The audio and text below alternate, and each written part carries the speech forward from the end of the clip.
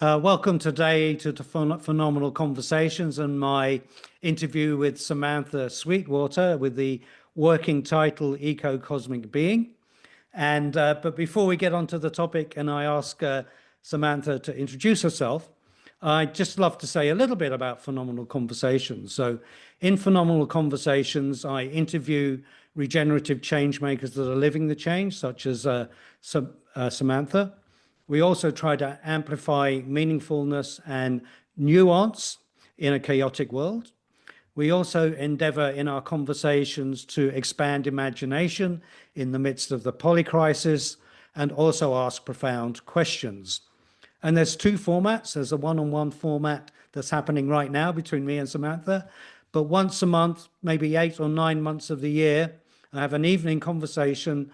I interview a change maker for about 20, 25, 30 minutes, and then we go into a collective conversation and we share our own experiences of the core questions raised in the interview, a kind of live podcast format, and then we harvest the collective wisdom in the room and ensure that we hear everybody's voices. So that's the intro to Phenomenal Conversations. I'm delighted to welcome you here today, Samantha. And when I scanned Google and looked at your different bios, you've got a very short bio that kind of describes what you're doing now. But for anyone unfamiliar, could you give us a short synopsis of what you did and who you were before you've arrived at your Gaian philosopher, executive coach, ceremonial guide, as it is today? Maybe that emerged over a longer period, but I think it'd be great to get a bit of color from your background before we go into the subject matter. Certainly. I mean, foundationally, I am a person. It's so good to be here. Thank you for welcoming me and for your work. It's really beautiful to get to know you better.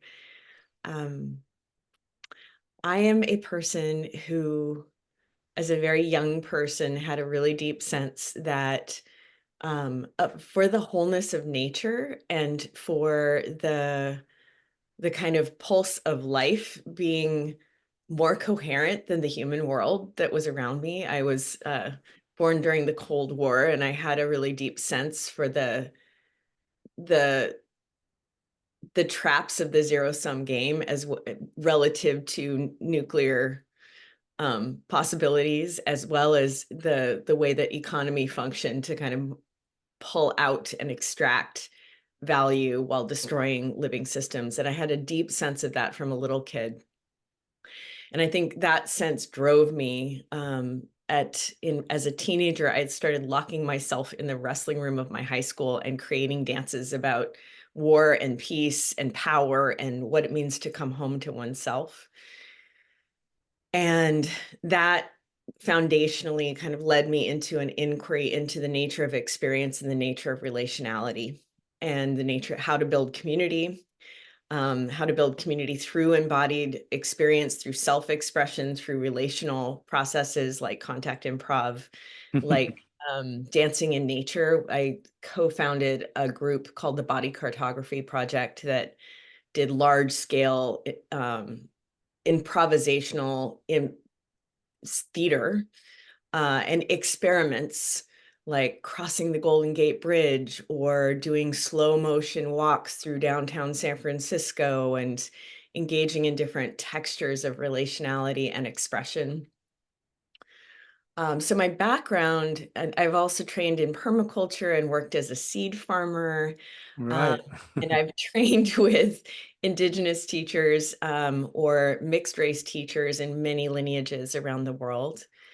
So foundationally, my background is this kind of quirky blend of embodiment, nature connections, systems theory, Eastern philosophy. I was a yoga teacher and yoga teacher trainer for a period of time, and an inquiry into what indigeneity has to offer that's actually more foundational to the human experience.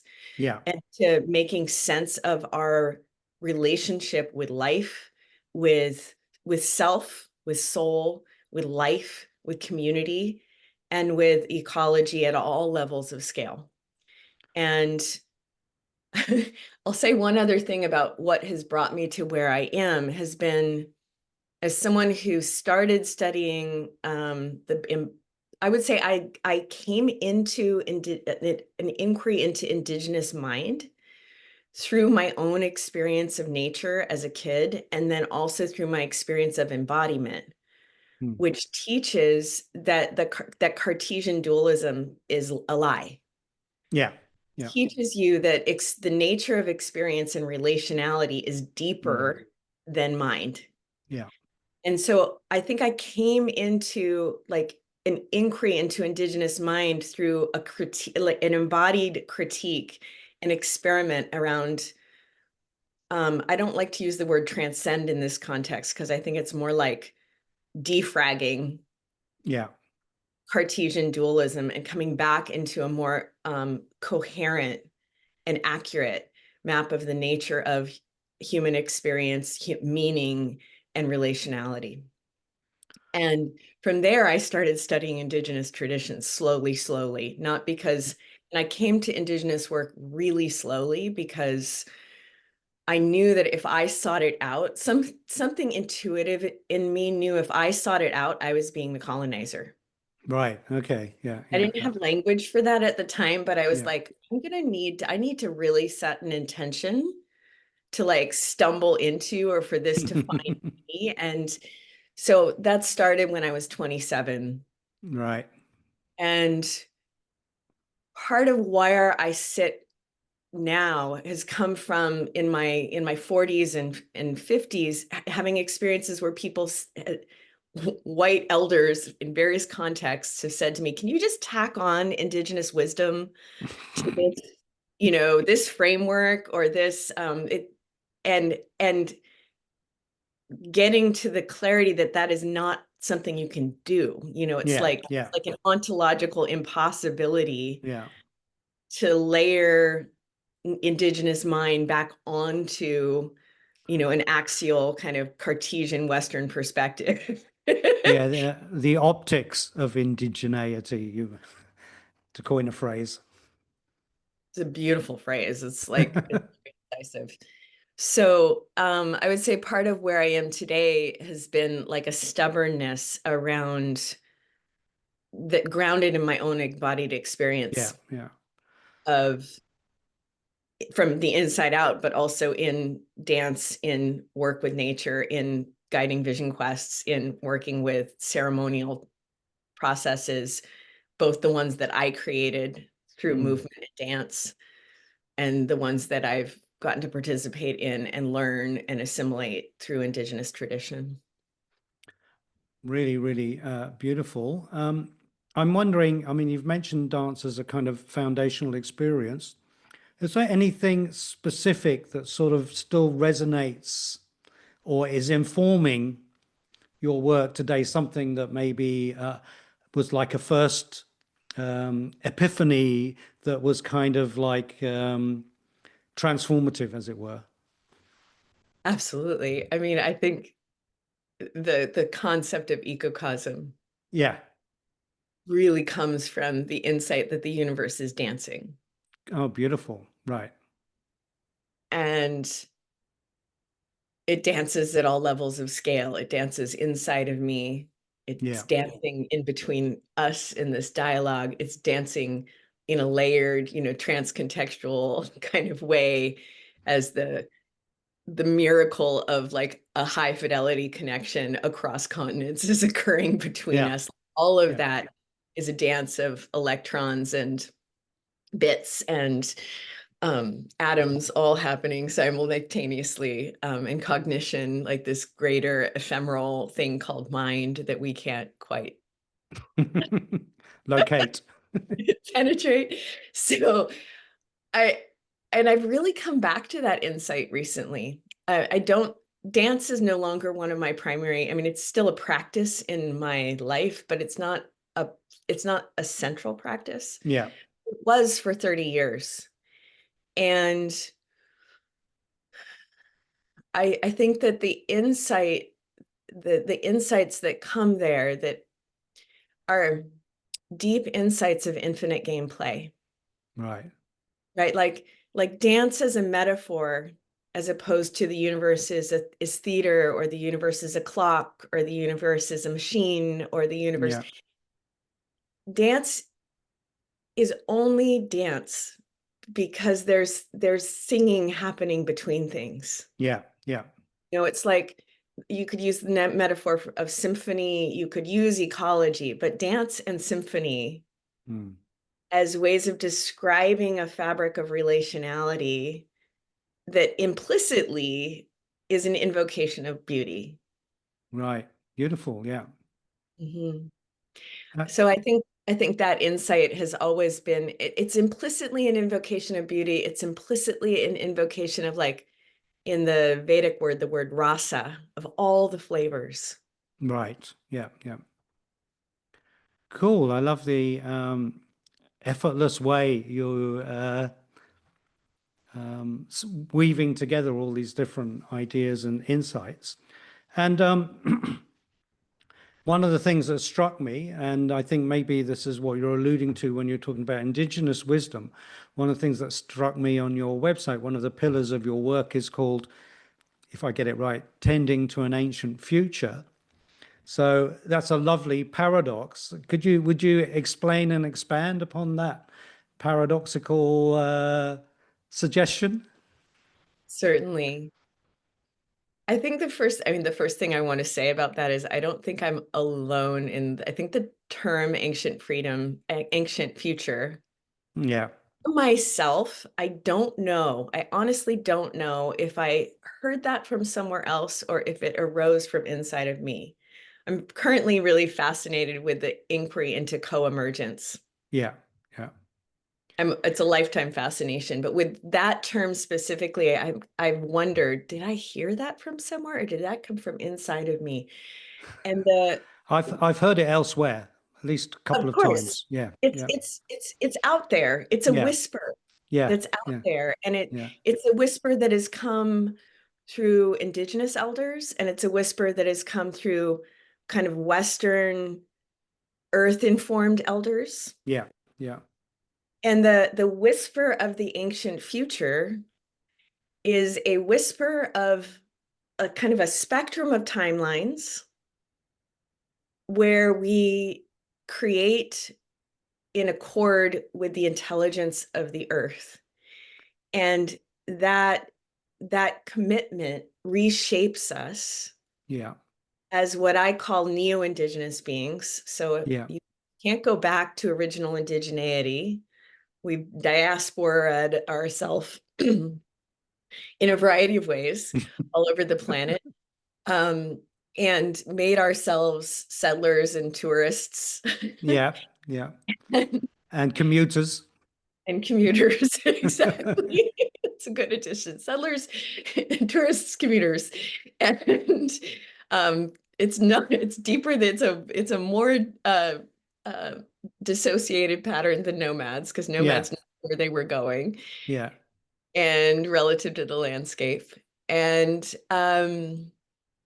so we have this opportunity, in the ancient future is a song that, to be really honest, I've seen, like, from many different angles, right. as a vision that I've seen in sober visions, Oh, in really? meditational visions, yes. And I've also seen in plant medicine visions where there are ancestors in the future singing us towards them Yes. Yeah, yeah, and reminding us that the seat of what it is to be, this is what my upcoming book is about in some ways, that there's a collection of activities that humans do within the Gaian song yeah, that tends that timeline. yeah, And in a way, the invitation of the ancient future is like, it's it's it's the directionality that can kind of cohere a lot of, it's one way of articulating the directionality of what can help us move through the river of time right. without saying there's a vision and we must go there, which Yeah, is yeah, in and of itself totally schismogenic, yeah. not the way But of. works. Well, that's why I like the use of the word tending, because Mhm. that in a way evokes tenderness, but also Hmm. is a kind of pattern break from all the other ways we have of futuring, as it were. So, So beautifully said, Dave. yeah, yeah, I'm tending as in tendering. That the way you said that just now was so beautiful. Thank you. yeah. Well, I love the concept. And one of the things that you state, I think, and I think you're alluding to it in terms of these kind of karmic threads that we could be following or that could guide us towards the future. You talk about the emergent next step of planetary civilization.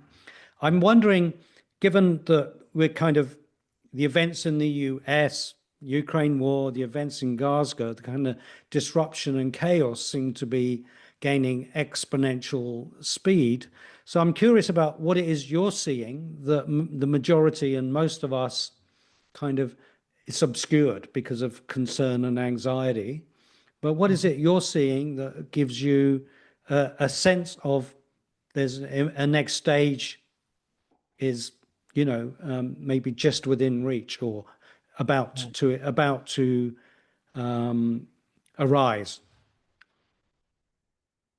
Well, I think from a rigorous systems analysis perspective, Yeah, we're in a very bad situation. And from the perspective of forecasting, I can't see our way out.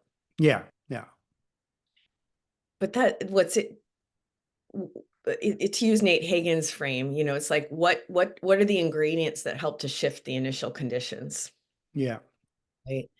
So what gives me hope in a kind of deep hope sense of the word, yeah, and what motivates me is the work at the intersection of, like, we can't build what we can't see. yeah, If we don't, I think my work and what I'm really committed to is that's a kind of spell casting. It's a kind of magic making yeah, yeah, that creates a that, for example, the concept of the ancient future, or a concept of an ecological civilization. I think we could articulate the what's next in a variety of ways. yeah, I love thinking about it as an ecocosm, yeah, which is speaking to the kind of consciousness that creates that kind of civilization. yeah, We could call it the ecozoic, or we could call it, there's different names for what might be next. I think my work is around second and third horizon tending yeah, to nurture the fabric of our ability to tell and live and feel and experience, and therefore enact the other yeah. ways of being, the other kinds of stories. That's really gorgeous. Yeah, keep going, please. I mean, where I have hope is that, and a lot of hope, and hope is such a weird word right now, but where I have, I would say, chutzpah and commitment and interest and care, is that we are at a moment systemically that's unique, where um, there's nowhere else to go. Yeah, You know, there's there's no way, in Julia yeah, Butterfly's words, um, and planetary boundaries are collapsing, and our health is at effect, and our ecologies are at effect, and our children's futures are at effect. And all of those things, like, my sense is that for all messengers, the invitation is to tend the adaptive responses relative to those contractions, yeah, yeah, and the way in which we respond both for ourselves and our progeny, and the way in which we respond differently to everyone else, yeah, because we're all here in this Noah way. We're all yeah, in this boat together. And there's no ocean that we can get out of without also lifting others out of it, you know, and Yeah, it's yeah, that process goes so deep because it's a shift of game theoretics at scale yeah, that there's so many ways to do that work, you know, and I'm in California where I'm in an inquiry about what that means to do. It means to do that relative to the needs of my Hispanic neighbors yeah, yeah, right now. yeah. And the opportunities are everywhere. This is really cool. I love how you describe this. I describe it as existential trust of co of acting Yes. proactively towards the world, even though you can't see the objects of that world. You can't see it, you can't envisage it, but it's an act of faith or trust that life can still recreate itself through us. Yes. That's what I'm hearing in what you're saying. It's absolutely an act of existential trust. Yeah. It's and it's such a that language to describe it is so empowering. It's like when I hear those words, existential trust, it's like, yes, my own existence, the existence that makes my life meaningful, beautiful, possible, viable, livable, worthy. I mean, it is that's the fabric that we get to tend, you know? Yeah. Yeah. Beautiful. I love the way you responded to that. So I'm going to just switch tack slightly from the kind of big picture onto the kind of um, spiritual dimension, because I note from your website and the way you present, you're unashamedly spiritual, and yet you work with corporates and you work with, in the material world. But quite a lot of people that are ambassadors for the spirit that can transmit powerfully seem to be tripping up and not necessarily that being that helpful in these current circumstances. So, what arises for you that keeps your faith in spirit as being the motivating force or the enabling factor that can bring this eco-civilization into being? Because many of our current contemporary examples are struggling to live up to the multidimensional demands of our time. Spirituality for me has to be extremely practical and Yeah, extremely grounded in relationality. right. For me, what keeps me grounded, there's two things primarily that keep me grounded. One is my relationship with the indigenous elders who and traditions and practices that inform my life, but also ground me in I just was at Sundance in the Black Hills in South Dakota. Oh, yeah. Um, I'll share the words of my spiritual father who's passed, but he would say, prayer is an activity that you do with your body, and it's all janitorial. It's like it's all about enacting the prayer in a very pragmatic and physicalized way. Yeah, It's say just do it, as opposed to like think it or meditate it or stop doing. yeah, yeah, yeah, yeah, yeah. It's like the doing and the being and the becoming are one thing Mm. in the way I think about spirituality. So even if I'm meditating in the subtlest way, I'm in a circuit that's a being and doing and becoming Yeah, circuit. That's actually one of my central meditations is first arising in the 0 point of transcendence and then observing the observer and then observing like the change that occurs in that yeah, action yeah, and just continuing to circuit that. And from there, to me, you're rooted in that in stillness. In yeah, yeah.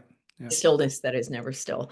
And but in those relationships with my elders, what I am in presence with are ancient, thousands of years old lineages that have fought to restore their ceremonies. And those ceremonies are communal actions of tying ourselves to spirit in the form of life. Yeah. Right. So there's no confusion there. It's not somewhere else. Yeah. It's here.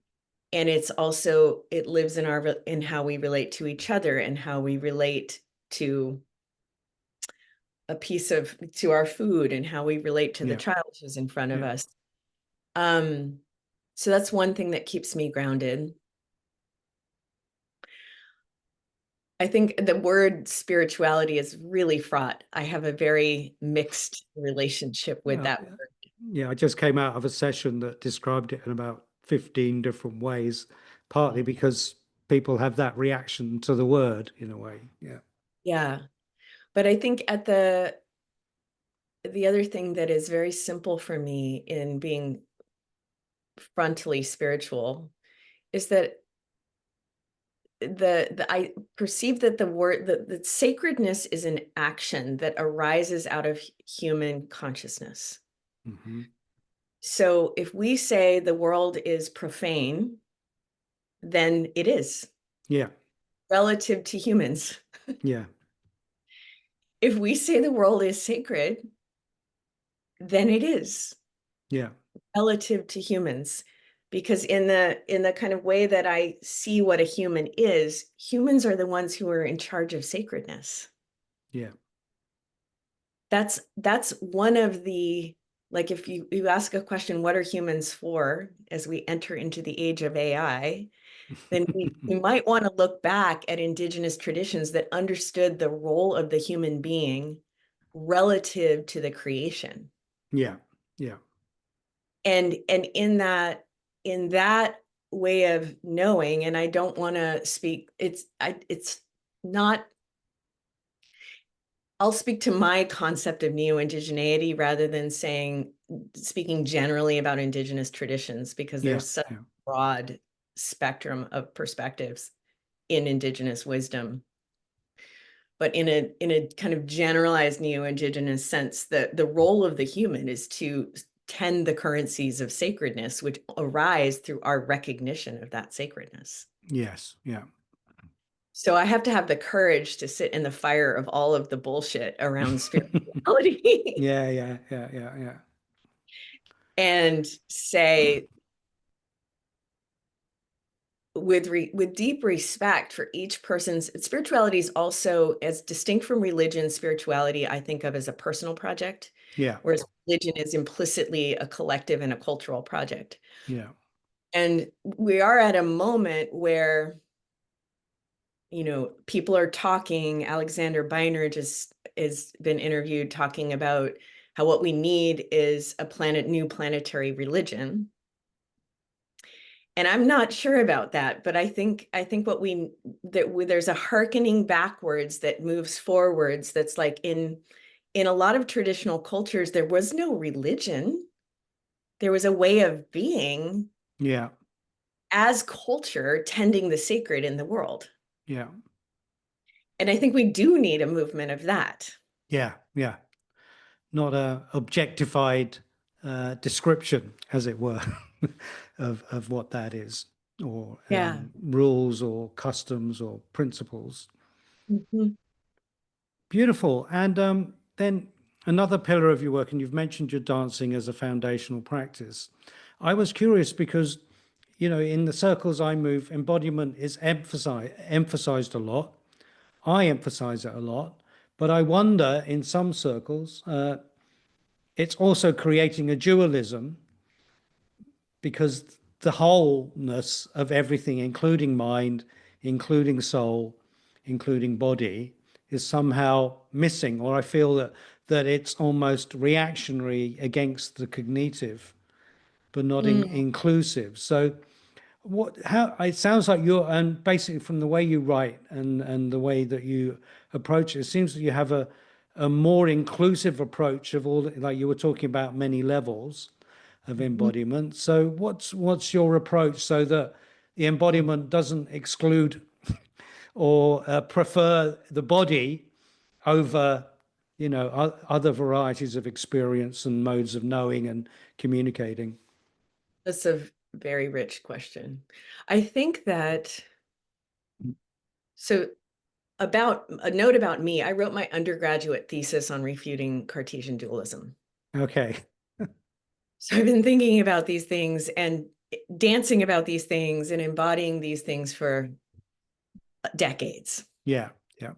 So I think what happens a lot of times is when people come into a discourse of embodiment. So embodiment is a word like spirituality. There's as many descriptions of it as there are Yeah. individuals. Yeah. I think that's an important place to start with the word embodiment. And I really respect different people's self-definitions of embodiment. Yeah. And you could say embodiment is the process of inhabiting one's body as an aspect of aliveness, recognizing that the mind is not primary than the body, but the mind and body are a concert that is constant and reciprocal and predictive and relational. We could start with mind-body relationship as our Yeah. map of what constitutes embodiment. Yeah. And from Dan Siegel.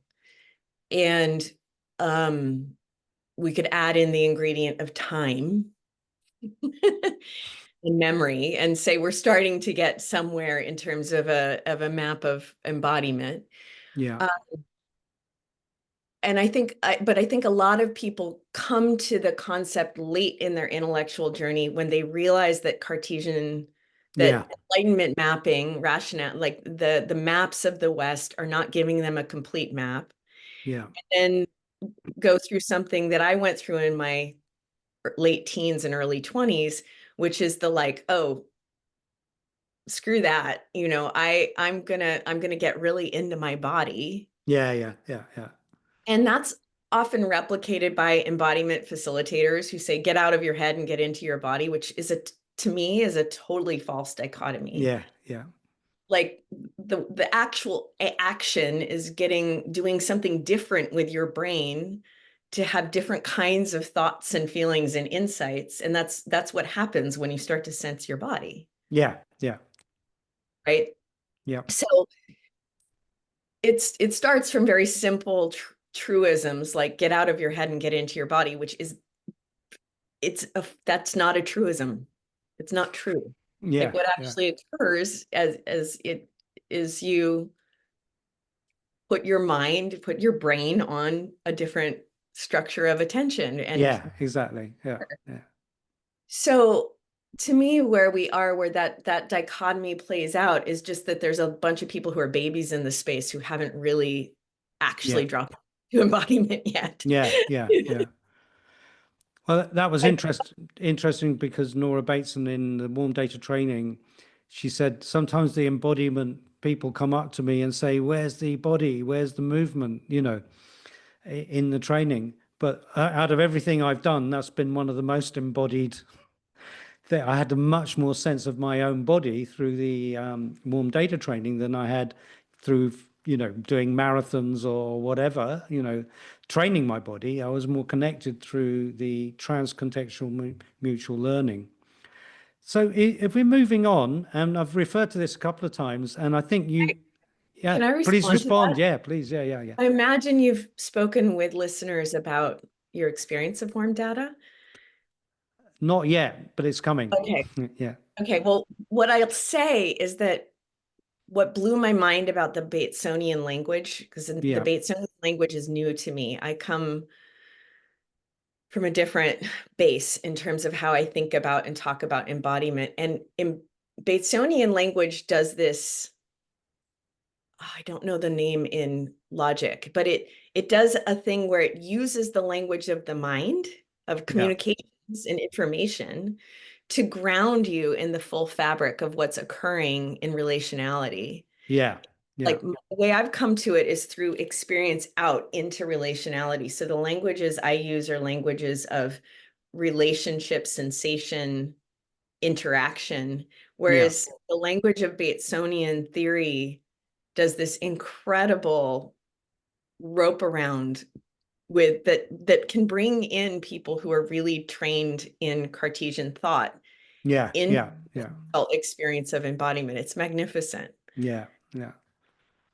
So moving on, because you've mentioned the dance of the cosmos and that kind of awakening of the cosmos being in dance. And I have a similar intuition of the importance of that recognition, partly because, like you were saying, indigenous wisdom, you already knew what your place was in the universe, in the big story. You had a place and a role. But I'm curious to what your take is on this recognition that we're part of an eco-cosmos and how important that is in this moment in time. Mm. It's a wonderful build on embodiment. Good. So we live here on Earth as Earth beings who are embedded in the body of Gaia, Yeah. and she is embedded in the cosmos in, an elegant cycling of a galaxy that you could look at as a cosmic clock for consciousness. Yeah. The ancients saw this in terms of the progression of equinoxes and the evolution of consciousness relative to a larger pattern than just what's occurring on our planet. And I think the concept of ecocosm is, in Thomas Berry's words, an invitation into inscension, into Yeah. coming back into our bodies and lighting the flame of our love for this creation, of Yeah. our love for life. Yeah. And the cosmos aspect of ecocosmos is the reality that we can feel the whole of creation within us, Yes, for sure. and we can contact and become much better students and co-creators with a larger song Yeah. that's so elegant and exquisite and kind of seeking to draw us forward in harmony with the context that we're in, the moment that we're in, yes, it's like it's the relevancy of that concept is a coming home that That's isn't really, flattening down and a closing the doors into your white picket fence. It's no. it's opening up, you know. Yeah. Well, I think you were alluding to it earlier in terms of multiple scales. So it seems like our ability to envisage ourselves as a player or co-creator of the cosmos seems somewhat critical because of the scale of what we're facing, Mhm. the scale of the wicked challenges, the complex problems. So to me, that something in you, that what's when you say that and the way you spoke evokes that appreciation in me. Mhm. Mhm. Yeah. Well, once we realize that we're ecological beings, we realize that you cannot be free alone. Freedom, Yes. Yeah. freedom as a personal project is impossible. Yes. Yeah. Certainly one can liberate oneself internally, but you can't be free in a world that sucks, where you can't breathe and you can't eat and you can't go anywhere. And um, so the eco part of that liberatory dance is a dance of coming home together with Yeah. all of our relations. Yeah. It's a reciprocal, regenerative. It brings us to the concept of regenerative, of the eco aspect of an eco-cosmic identity is a relational identity. Beautiful. And also, I think that also brings to mind, which I also find unusual about the full breadth of everything you're doing, is the social element because you know, you can sort of, you alluded to, you can focus on individual enlightenment and personal liberation and do a lot of work on that and learn a lot. But there's this codependence on each other or interdependent nature of reality. I was appreciating your intimation or knowledge or calling for systemic change as well. So you can, I think, spirituality in many of its forms, as it's presented today, has a blind spot in this area of maybe not at a root sort of, you know, Buddhism has interdependence, there's Ubuntu, but what at the scale of social change that's also required. And I think there's something in your vision you're integrating in that's coming out of this relationality. Is there something more that you'd like to expand upon this notion of relational systemic change, as it were? Certainly. I mean, here in America, there's it's not exactly underground. There's a growing, some people are using the word mycelial. I Yeah, like to yeah, it as nodal yeah, movement of participatory democracy and yeah, citizen assembly. And, you know, Audrey Tang is doing their work in Asia and has open sourced the plurality platform. yeah, So one way that there's multiple ways to tend relationality. The bioregional movement is doing their part that is sometimes overlapping with citizen assembly work.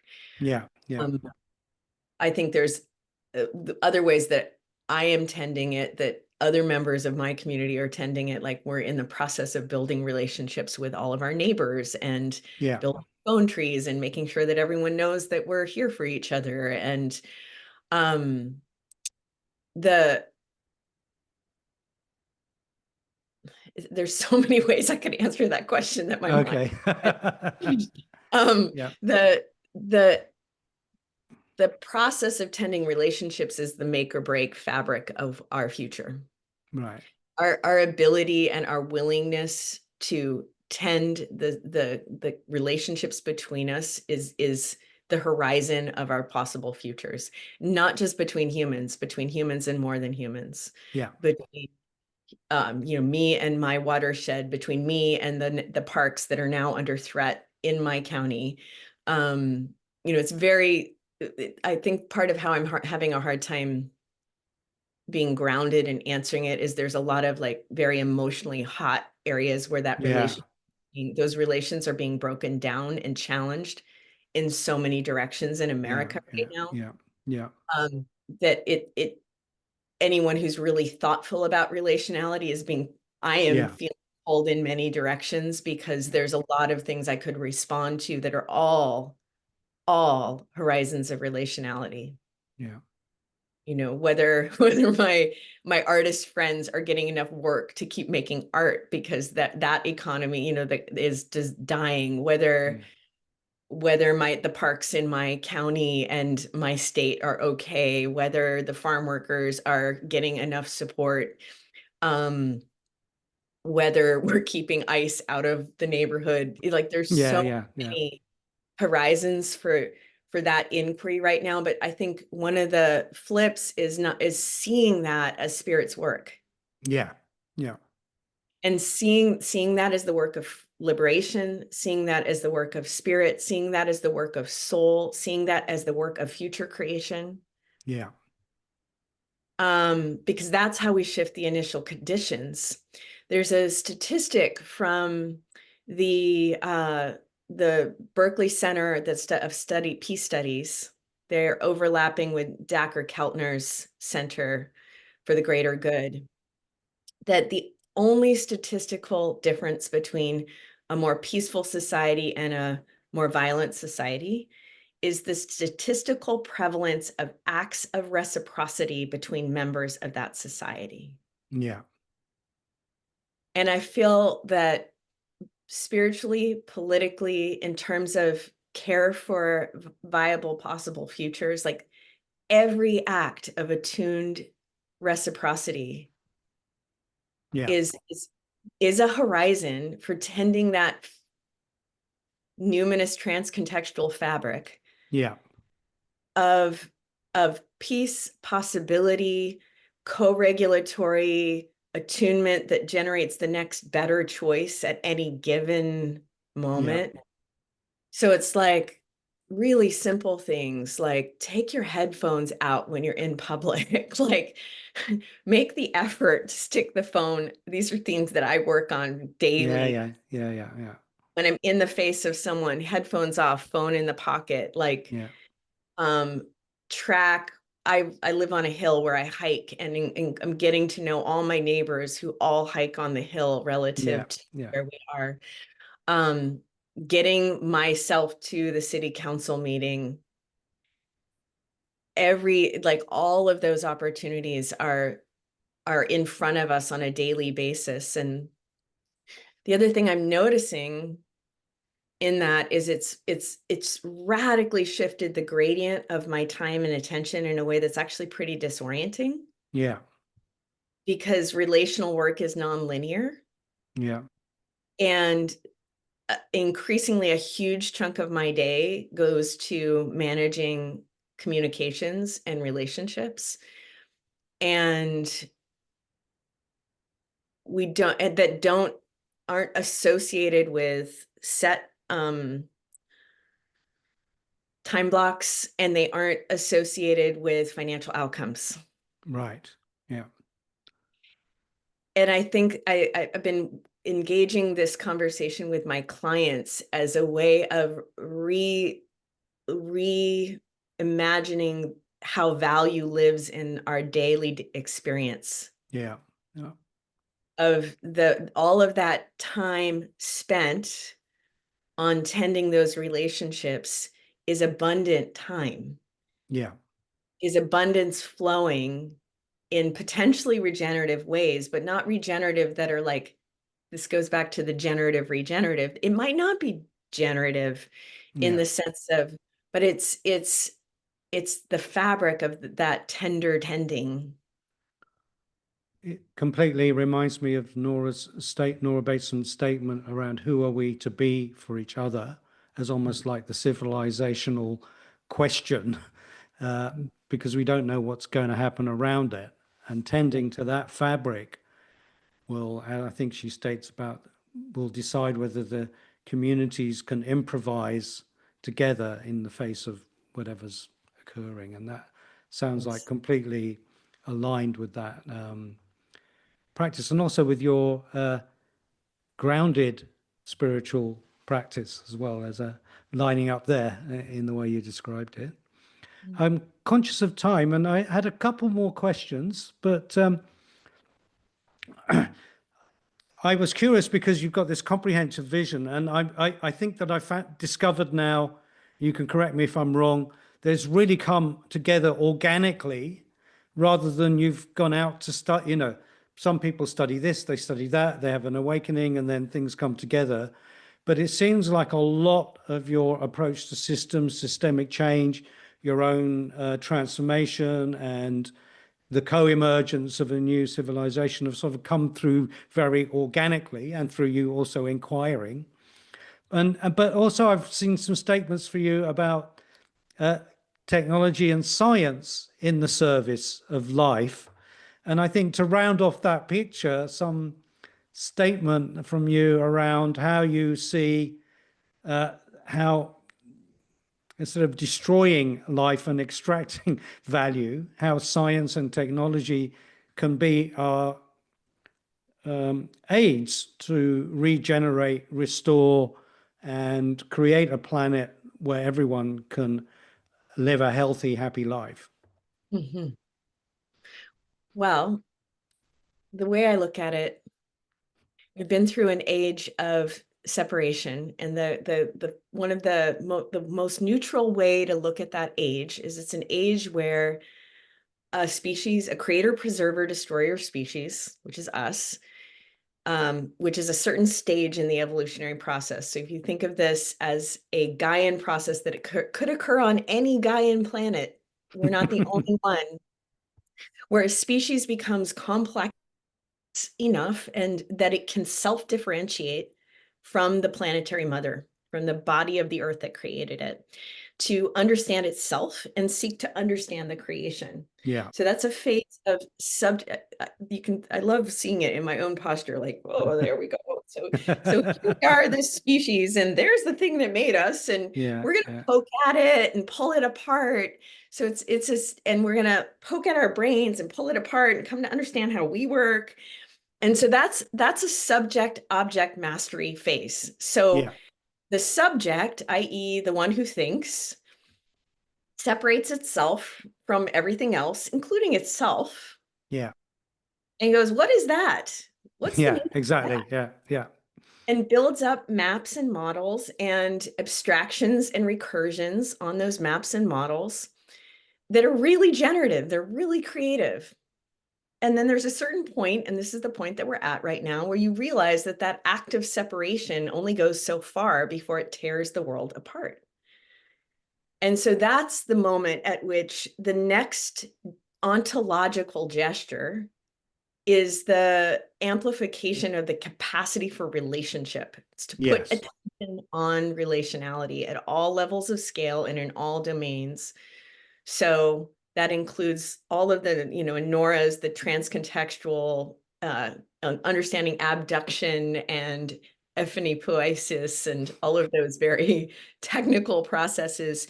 In Vanessa Andreotti's work, yeah, it's a meta-relational process. Another way you could think about it is retuning to a tuned relationship as opposed to transactional relationship. yeah, So in the work that I do, the very simple shift is moving from, in a subject-object relationship, there is always a transactional dimension to that relationship because an yeah, object doesn't have equal standing yeah, map. So then you recognize that there's a subject-subject process occurring and you attune. So the yeah, first action is attuning, and attuning is something you do internal to self, and it's something you do in relationship. yeah, And so recognizing that, you can put science and technology in service to yes, yeah, relationality. relationship. Yeah, That also includes science, technology, economy, yeah, governance. And economy and governance are a blurred pair because economy is a form of governance at a root, at a foundational level. yeah, Um, that shift all by itself, that's how science and technology becomes in service to life. If we right. get that insight that the way in which to I think of it as yoking, like in the yogic sense. The word yoga means to yoke, Yeah, and in that context it means yoking consciousness to itself. yeah, But in this sense, we're re-yoking relationship into reciprocal cycles that align with the robust and feedback loops of vital ecologies. yeah, yeah, And all kinds of insights lead from there. Like a lot of people are talking about technology as life.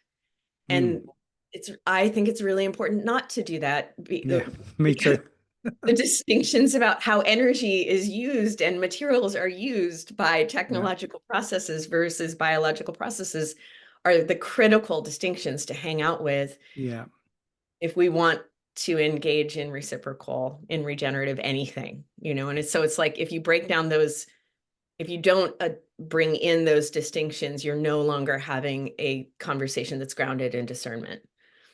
no, you're right. Well, that's wonderful. We've covered a lot of territory so far. You've mentioned your latest book coming out. Is there something that we haven't covered or something you'd like to say about that book to our audience? Because, you know, when it's out, I can share it, on the pages or wherever load up the dialogue. What excites you most about what you've written in that book, and when you're going to share it with the public? There's two things I'll share as quickly as possible that are relevant, I think. Okay. One is that this journey of restored relationality is a personal journey of healing our dissociation from Yeah. life, Yeah. which occurs because of trauma, because of acculturation, because of the environments around us that disincentivized relationality, that actually really confront our biological Yeah. availability to full aliveness. And it's the most fun, most beautiful, most interesting. Sometimes it is not fun in the culturally normative sense. It's what I call class 2 fun, because but it's really interesting and beautiful, and it restores a sense of life making sense. Yeah. And I imagine a lot of your listeners are already like very deeply on this train and Yeah. in this journey, but so the book speaks about the personal healing journey, which is a kinship journey. It's a journey, not a hero's journey. Yeah. It's a journey of that begins with recognizing that disconnection is the problem. And then the journey of the protagonist in a kinship journey is a journey of restoring a sense of where you fit in the song of creation, and what that Yes. means, Yeah. and what those responsibilities and duties and opportunities are in terms of like living a meaningful and purposeful life. Yeah. That's one aspect of the book. And then on the collective level, relative to the ecocosm conversation, the opportunity collectively, I offer a seed that is a bit of a hypothesis. You could call it a hypothesis, or you could call it a seed of that. If we do this, if and as we collectively get that a process is occurring that's a biophysical process. It's a biophysical and a biospiritual process. The planetary crucible, the contracting boundaries of uh, our ecosystem services, but also of our social services, our technological services, our geopolitical pressures, are Our pressing. trust in each other. Absolutely. Are pressing on us to respond in a new way socially, that Yes. that is what I call a third tier social evolution. It's a single species, the creator, preserver, destroyer Yeah. species, recognizing its collective custodial duty to a planetary body. Yeah. And that's a stage of social evolution that's never occurred before. No. I No. give it a name relative to multi-level selection and E.O. Wilson Yeah. and Sloan Wilson's kind of legacy, that I call it, I give it the name, again, I cast a spell, let's call it third tier evolution, social evolution, Yeah. of the recognition that we are Gaian, you could say Yeah. citizens or Gaians, or Yeah. all earth kind, all earthlings. But Gaia, I'm hearing you, Gaia not as a kind of geological, anthropological description, Mhm. but Gaia as oneself, as one's own being, one's own spirit, one's own participation in the co-creation of that tier. A body nested in a larger body that is Yeah. tasked to co-create the health and well-being of that body. Cool. I think that is a supreme moment to end upon. So it's been a real pleasure and honor to speak to you and hear your wisdom and your vision and your, I'd say, intuitive integration of all these many facets. And I'm going to end the recording now.